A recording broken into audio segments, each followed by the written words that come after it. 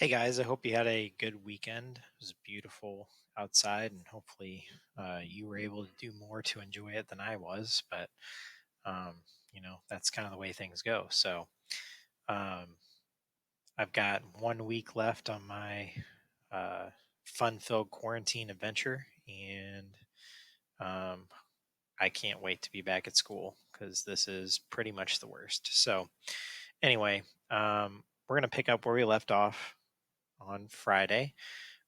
We had just talked about the three-fifths compromise and the various factors that went into that, and how it was essentially um, just delaying an inevitable showdown over the institution of slavery. It's one of the many compromises around slavery that were just really, um, in my mind, sort of showed uh, a little bit of weakness from the founding fathers, because they could have taken bigger steps and taken broader action, um, to end that institution much earlier, but did not, for the sake of political expedience. So, um, we'll get more into that later.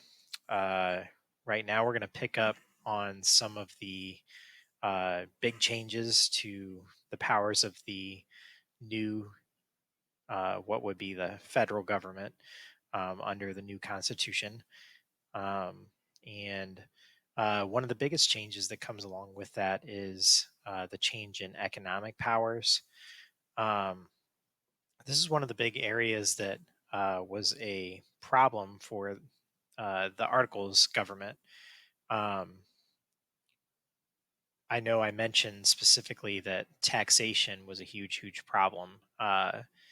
If you have a military, and you have all these um, you know functions of government going on, something has to pay for them.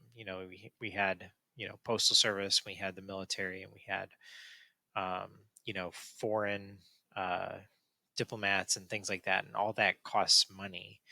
And the problem at the time was that the Articles government did not allow um, for any taxation from the federal government. Basically, everything that was coming in was either from tariffs, or from um, essentially like the states, uh, you know, helping to pay for various things. But as was the case with everything else under the Articles government, there was nothing really to hold states to providing that money to the national government. So there was a serious shortfall of funds. They were having a lot of trouble paying the soldiers, uh, even amounts that they owed them previously from the Revolutionary War and things like that. So that was a major problem, um, and uh, that is addressed under the new Constitution. Another thing that they take a look at is, um, they believe that uh, there had to be a more coordinated plan for economic growth amongst the states, and so a stronger central government was going to be, uh, a way to help that move forward more easily. That coordinated effort is going to go much better than every state doing their piecemeal um, things to try to generate growth on their own. Another big concern for the founders, especially uh, when we get into the, um, we'll get into talking about the anti-federalists later on, but there was a sizable faction of people that were concerned about giving a new central government too much power, because our experience with that, with Britain, was that a strong central government led to abuses of power, and the people essentially suffered under this tyrannical government. And so um, they the delegates to the Philadelphia Convention agreed on a need to safeguard specific rights from this new central government. This was really like an act of faith on their part, to move to the stronger central government, because that was, it's sort of like a half step in their mind back towards what they had just fought to free themselves from. So um, there was a concerted effort to include some of those rights in the body of the Constitution itself. And we'll get into the Bill of Rights later. That's separate, but these are actually in the body of the Constitution proper. So, uh, first one of those uh, is habeas corpus. Basically, the government has to tell you why you are being detained in the presence of a judge. One of the big things that they had against King George and his military was that people would be um, captured, kidnapped, whatever, and held essentially without charge and without any information or anything like that for extended periods of time. And it was essentially a way for the military and the king to keep dissidents, people with different political views than theirs, from speaking their minds. It was a way to shut people up. And you can see, like in other, even in modern nations, how um, how more authoritarian governments use detainment and sort of quote unquote like disappearances to, number one, shut up individual dissidents, and number two, to sort of have a cooling effect on any ideas of revolution or questioning the power of the government or anything like that. And so um, it doesn't sound like a big thing, and it's something that we're sort of used to, um, because it's, well, Hollywood has made it ever present in our lives that you have to be informed of the charges against you and things like that. And Hollywood gets some of it right, not everything, and we'll talk more about that later. But um, habeas corpus is a uh, very important protection. Um, they also outlawed bills of attainder. Um, those are basically legislative sentences.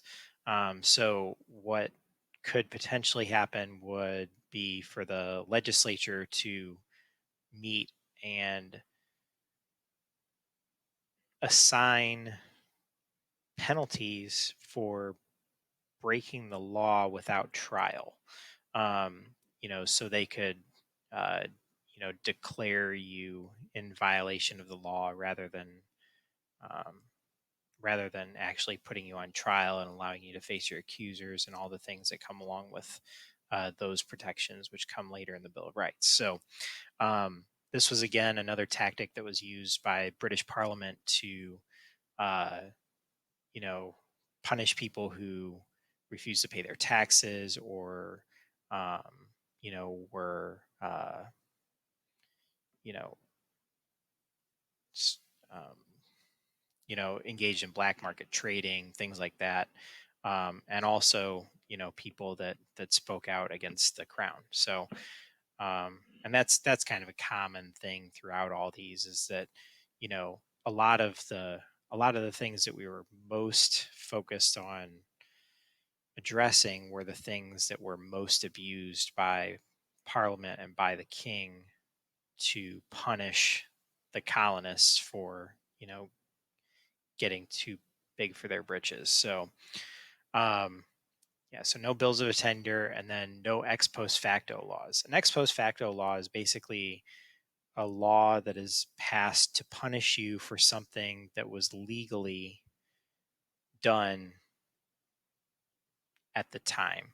So this would be sort of equivalent to saying, well, the speed limit on Highway 70 is 60 miles per hour, and um, we're going to retroactively make the speed limit 50 miles per hour and mail out tickets to everybody that traveled on Highway 70 yesterday. Obviously, people would be, beyond angry about that because, uh, you can't make something illegal after it's already happened. It's one thing like if you're doing something illegal and you're not caught and then you're caught later, but to actually make the actions that were legal illegal, is a step too far. And again, this is something that the parliament used to, um, well, really not the parliament in this case. I mean, they were involved, but primarily the military. They would punish people for past acts and things like that were legal at the time, and it was just another tactic to shut people up. Uh, the Constitution proper also allows for trial by jury, which is an important facet of our democracy. We have the ability to face our accusers, to know the charges that are being brought against us, to have the ability to challenge um, the, the assessment of the government and things like that before a jury of our peers. And that is a direct contrast to the, uh, you know, sort of like show courts um, of the colonies and of Britain that there wasn't really a trial. There was just you showed up, they sentenced you, um, and you had to deal with that sentence. There was no actual trial there. There was no presumption of innocence or anything like that. Um, and then lastly, uh, the Constitution forbids any religious qualifications for any offices. Um, you know, Again, that was kind of a carryover from the Church of England. That's one of the big gripes that a lot of the early settlers had uh, with the British government, is essentially that they were being forced to go along with the Church of England because the king was the king, but he was also the head of the church. So that sort of gets into a little bit of that theocracy idea, at least divine right monarchy. But it was considered unacceptable by a lot of the early settlers to the Americas. And you remember back, it's the Puritans and people like that who are coming here to purify their religion, purify the Christian faith of the abuses of power and the excesses of Europe. So um, that is obviously a big deal, and that it still continues to have an effect. Um, that's not to say that there aren't some sort of uh, essentially like tradition based um, requirements that in a lot of people's minds come into play.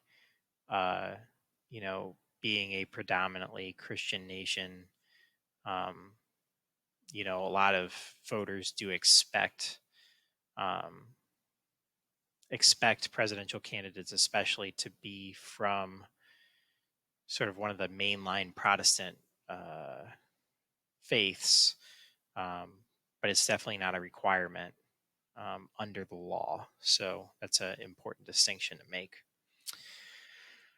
Um, so the Constitution also outlines the separation of powers.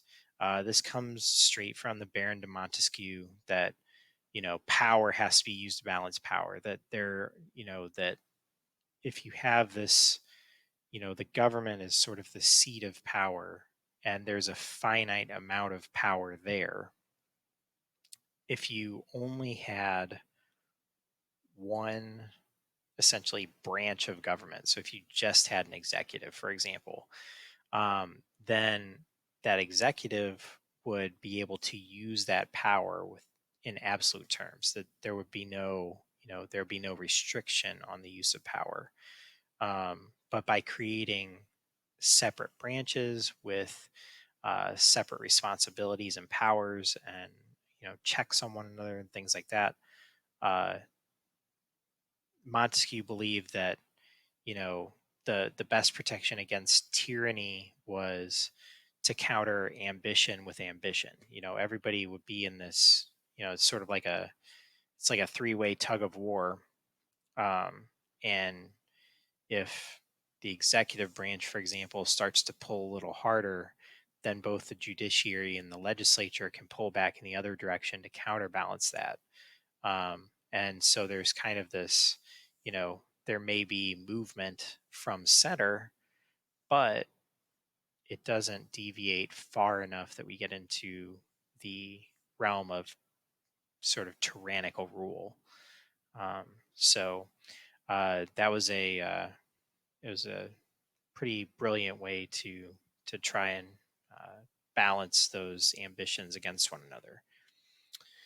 Now we're going to get into the actual structure of the uh, Constitution itself, and the places where the places in the Constitution where our various branches are contained, and the powers that are outlined there, and things like that. So we'll start with Article 1, obviously, go in order.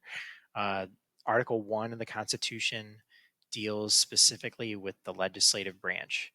Um, I've been asked in the past, like, is that was that just like random? And the answer is no.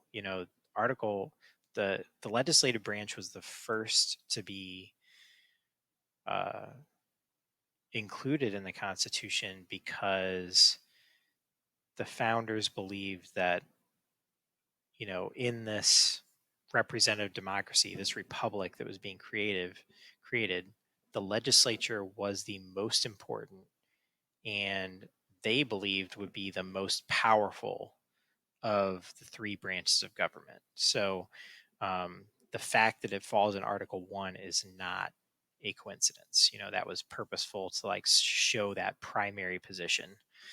So Article 1 calls for a bicameral legislature based on the Connecticut Compromise that we talked about previously.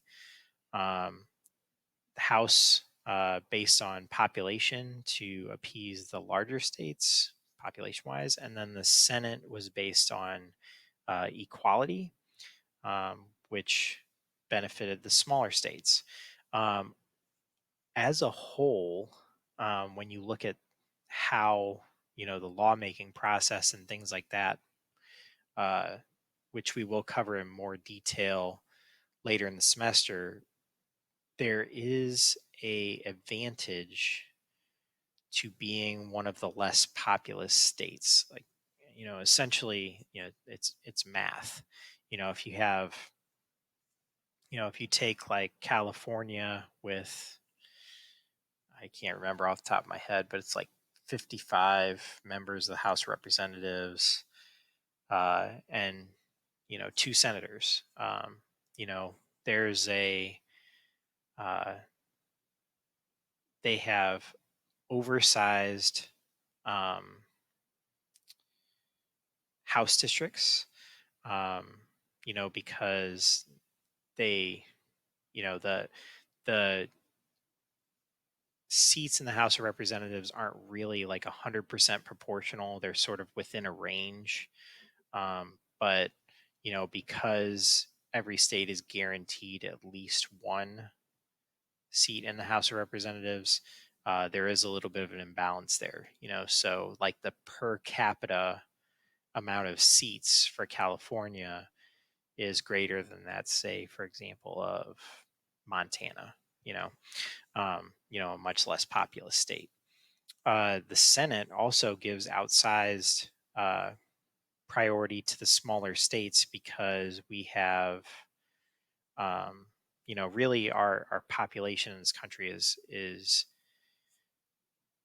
concentrated primarily on the coasts. And so, those states, um, I mean, especially California. California is like the most underrepresented state in the Senate because they have, you know, whatever it is, 30 million people that are represented by two senators. That's 15 million people per senator, per se, on a per capita basis, versus a much smaller state that might have 500,000 people.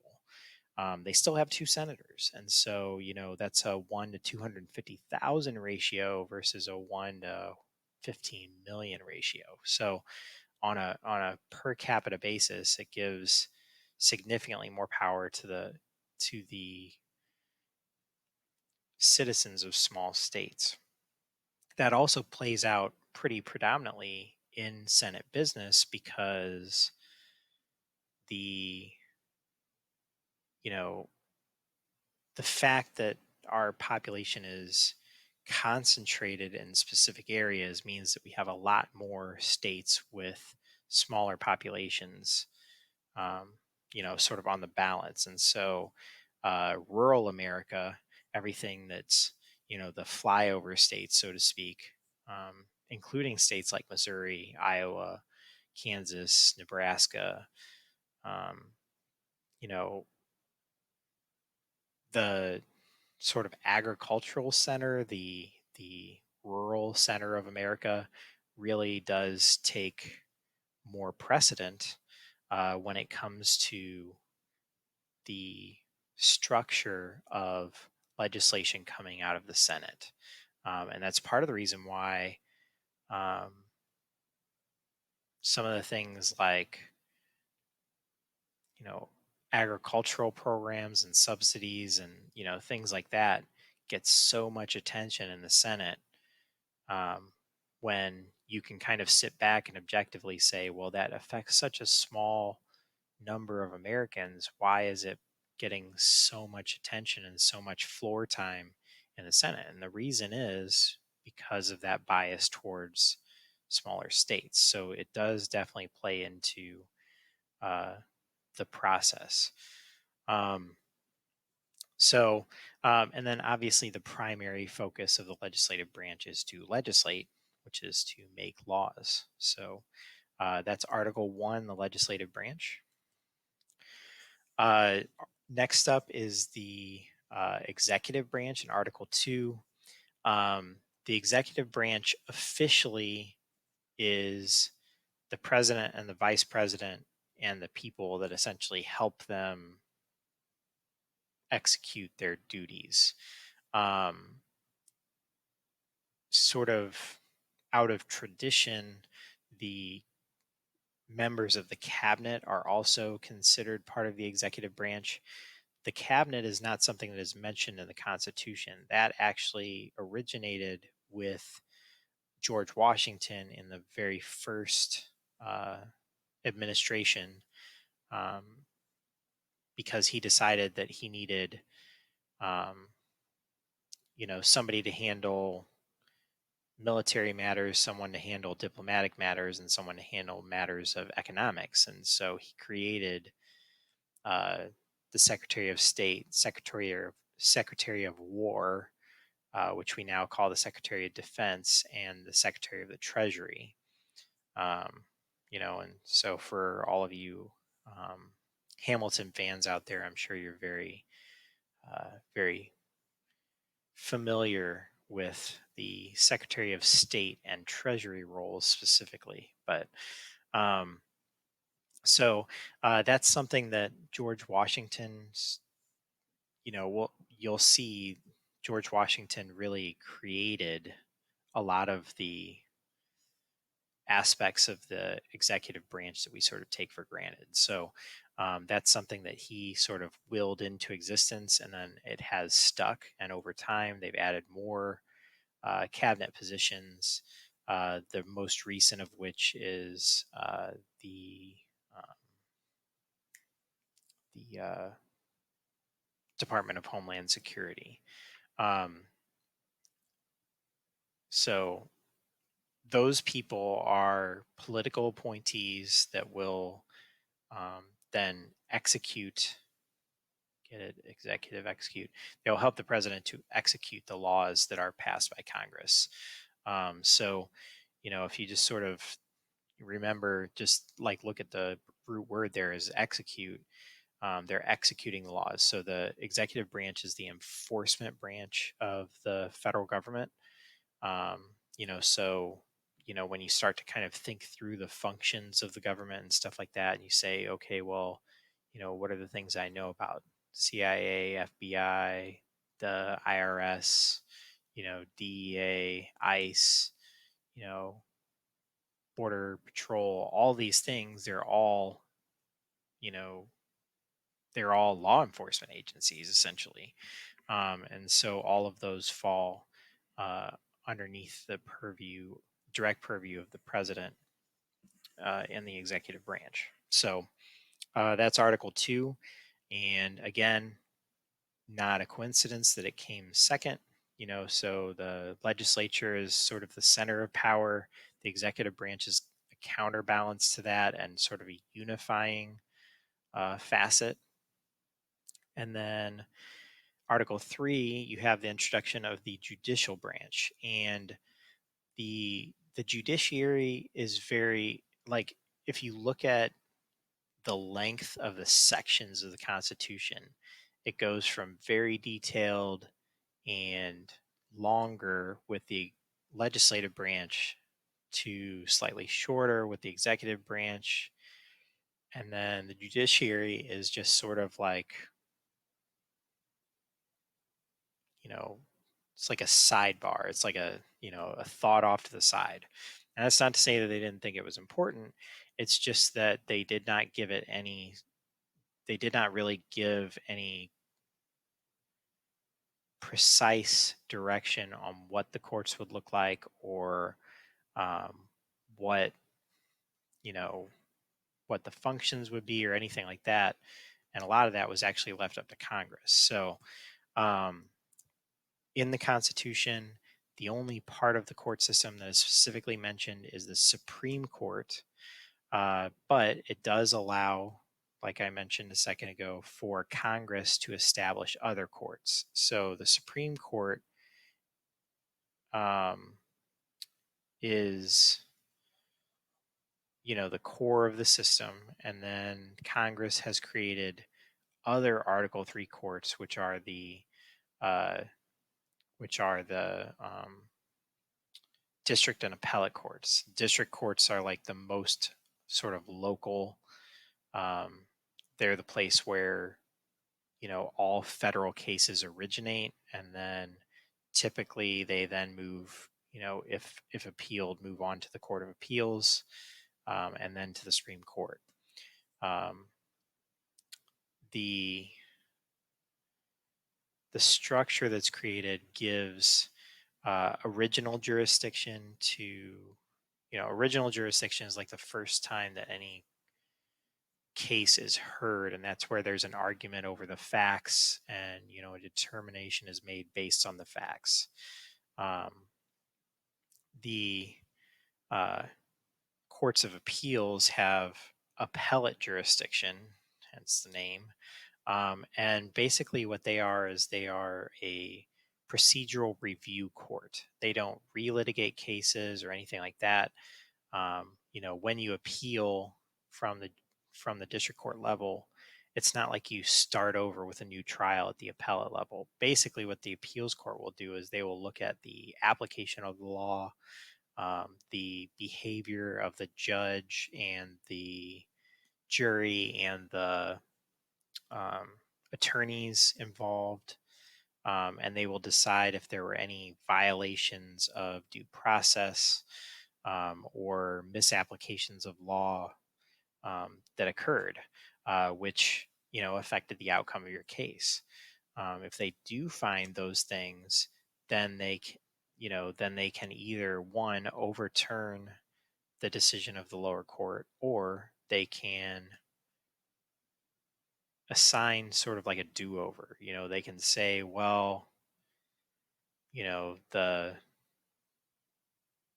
the judge misinformed the jury of some of the requirements of the case or the requirements of the charges or whatever, and they can say, well, because of that it kind of changed the whole process, and so you get a retrial, and then they would, they're basically kicking it back to the district court to start over again. If the Court of Appeals overturns the district court's decision, then it goes to the Supreme Court, which is the only court in our system that has both original and appellate jurisdiction. So that means that the Supreme Court can take, basically any case that's out there and decide that, if 4 of the 9 justices today, that's the requirement today, feel like a case is, merits a hearing before the Supreme Court, they can take something that has never been tried before and pull it all the way up. A good historic example of that is Gideon versus Wainwright. You know, um, but basically, uh, the the majority of the cases that they're going to hear are going to be on their appellate jurisdiction, and those are going to be cases that were overturned at the Court of Appeals level. And there's no guarantee that you'll get a Supreme Court hearing, but then you're sort of in the mix for those, and you have to make your case for getting a hearing, um, and then get chosen by the justices themselves. Um, so that's kind of the structure of the courts. And just remember that the Supreme Court is the only thing that is mandated to exist by the Constitution. The appellate and district courts are created by Congress, and they can have their jurisdiction changed. They can, have the, kind of geographic boundaries that they cover change, things like that. So they're a little bit more in flux. Um, Another thing that it does spell out in the Constitution is that there's a lifetime appointment for any federal judges. And that was done specifically to um, alleviate or eliminate political pressure. Once you've gone through the appointment and confirmation process, appointed by the president, confirmed by the Senate, once you're in office, then you don't really answer to any of the political factions or anything like that that exists within society. You're supposed to be free of all that, so you can take an academic approach to um, interpreting and applying the law. So that's a pretty big deal. That way they can't be pressured. It also does preclude Congress from reducing the pay of judges. And that's, again, another thing that was included to keep them from placing pressure on the Supreme Court justices to see things the way that Congress wants them to. So that's built in. And then there's unfortunately, as of last Friday, there are 8 justices on the Supreme Court because of the death of Ruth Bader Ginsburg. She was one of the liberal black judges, and she was originally appointed to the court during the Clinton administration, I think in 1993, 90, 92, 93, something like that. So she's been on the court for a while, and prior to that, she was a pretty prominent constitutional lawyer. She was only the second woman to be placed on the court. Sandra Day O'Connor actually came before her, and she was the first and only, as far as I know, member of the court who was Jewish, which is a big departure from sort of our country's history of unofficially demanding that everyone be a mainline Protestant adherent to have these high offices. So currently there's 8 justices. Usually there would be 9 justices on the Supreme Court. It has not always been 9 justices. It can be changed. Um, we will probably get into a discussion of that a little bit later on. And that could be a very interesting discussion, sort of depending on how this current Supreme Court vacancy is handled. That could potentially come into play later. So we'll discuss all that a little bit later on. So sort of inherent in that system is a variety of checks and balances. The whole idea here is to keep any one branch from becoming tyrannical and from consolidating power in itself. Um, it's also designed to undermine um, factionalism. The idea here was that it would be very difficult for one specific faction to control all 3 branches of government. They might be able to take, control of 1 or 2, but it would be hard to get them all. And so there would be a ideological mix in most cases. So it undermines the factions, and then it also restrains majorities. And by that I mean, really that really relates back to the founders, um, you know, fear of the unruly mob. The idea that for them, the sort of uneducated, poor majority within the country would then use that majority to um, take advantage of the majority and do things like redistribute land and wealth and stuff like that. So they didn't want that to happen. They want you to pursue your happiness, but they don't want to share their happiness with you. So it's going to restrain those majorities from using their majority rule power to persecute minorities. And for that reason, really the courts have become sort of the last bastion of, the last line of defense against um, sort of popular abuse of minorities within society. Not to say it's like popular as in like, that's sort of the prevailing ideology. And that's why when we get into the civil rights movement, that you will see that the courts play a much heavier role than Congress. There's a variety of reasons for that, but it is indicative of the Supreme Court's unique position in this arrangement that allows it to, be that sort of shield against mob rule. Um, so this is definitely a very important factor. All right, so checks and balances do not come with, it's not like all rainbows and butterflies. There are some negative consequences that come along with that. Well, some negative, some positive.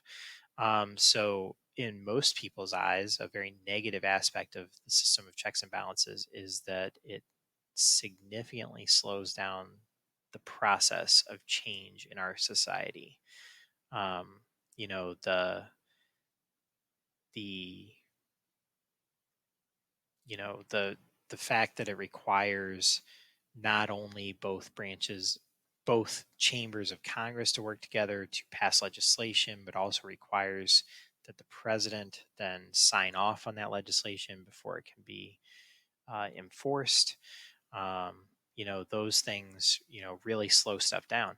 But on the positive side of that, it's meant to encourage compromise. The whole idea here is that these one of the big things they were afraid of were that those factions, whether they were religious or political or whatever the case might be. And so the hope was that if you have this system that requires all of the moving parts to align just right to get those laws enacted, it should require a compromise on the details of the law. So we should end up with more moderate policies and things like that as a result. um, Checks and balances also requires the majority to recognize the minority. This has been a little bit diluted by Congress, especially the Senate in recent years. Um, you know the um, the thresholds for passing laws and confirming appointments and things like that have all been reduced. And so there's very little compromise actually has to happen. And that's part of the reason why we're having these big polar swings in our politics right now. Um, when it took a higher threshold, like say 60-40, um, to, um, to get a piece of legislation through the Senate, for example, uh, it it just doesn't require the same level of like cooperation and compromise that it used to. And we can see that reflected in our laws, because we essentially have these culture wars playing out through the legislature, which is what the founders really wanted to avoid. I mean, there's little question in my mind, and uh, you can find sort of similar sentiments from um, constitutional scholars and things like that. That uh, the polarization of Congress is really far beyond what they could have imagined and definitely wanted to happen. So um, that's a sort of generational problem that will have to be overcome. And then it keeps the branches from being completely independent of one another, sort of like going off the reservation, doing their own thing. The other two branches can always kind of pull them back in, rein in their power, and keep the system intact, avoid that tyranny, um, for you know for the to preserve that system. So all right, so that's where we're going to stop for today. I went a little bit longer than I had initially intended. I was trying to keep it to about 35 minutes, but we're at about 42, 43. So that's good enough for today, and we will finish this up tomorrow, hopefully. So hope you guys have a good night, and I will see you guys as soon as I can.